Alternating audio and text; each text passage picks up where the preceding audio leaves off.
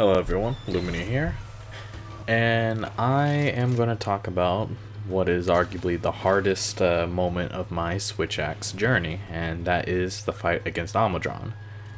Now I know most of y'all who have been keeping up with this little series of Switch Axe improvement may be thinking, what the hell happened to Anjanath, Nargacuga, Mizutsune, and Rathalos? Well, it kind of started like this.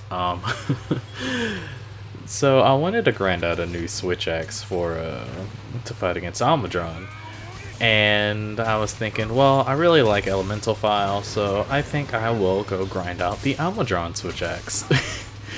And so the big problem is that I needed a singular Almudron Golden Orb.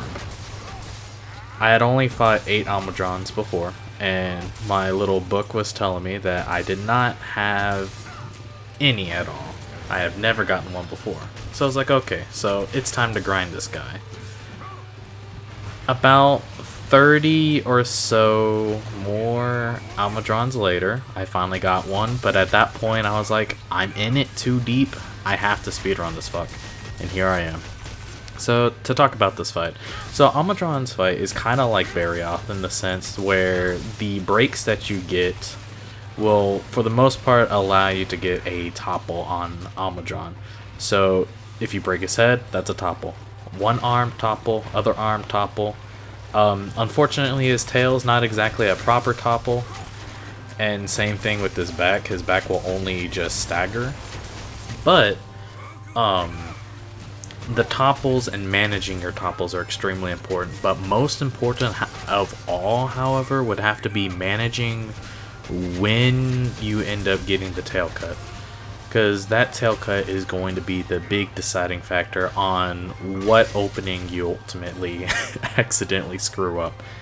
Because throughout a lot of the times attempting Almudron, I should note that the tip of his tail is his weakest spot on his body, and unfortunately that thing likes to fly around quite constantly, so there is a lot of need to try and get Almudron to stay still so you can get that tail. Very common windows to accidentally mess up would have to be the one where he ends up diving across the entire map. The head break window is very easy to mess up. In fact, right there, I'm just kind of stalling right there, and now going back to the tail. The other thing I should note is that ZSDing is and isn't the answer. On some monsters, yeah, it's really nice to be able to spam that ZSD, but Almudron's attacks in general tends to punish you pretty hard if you're being way too reckless about them. Like that particular attack that I ended up canceling. Well, actually, this one right here. It can easily do over half of your HP, and if you don't find a way to dismount, then you could find yourself to be in a really bad spot. But somehow, I think I got the Sky Dunk, and now he's on the ground. The other thing I should note is that the Mud Ball, biggest point that you should definitely latch onto, and thankfully, whenever you break it, it leads to another topple. Which is, thankfully, what I got right here. But yeah, 349. I finally got the sub 4 I wanted. And let me tell you, I gimped myself pretty hard on a lot of these attempts by using the Barioth Switch Axe. Because I was so fascinated with Elemental File that, unfortunately, I was kind of blind to seeing how fucking strong the Daora Switch Axe is in comparison, and I gotta thank Fox Invictus's Switch Axe videos for showing me the way. But I think right here with Almudron, I can comfortably feel that I can end this Switch Axe journey right here.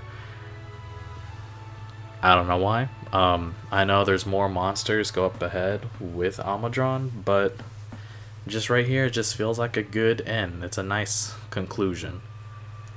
And with that, I hope y'all guys have enjoyed my Switch Axe journey, and I can't wait to see y'all guys again when I decide to pick up another weapon.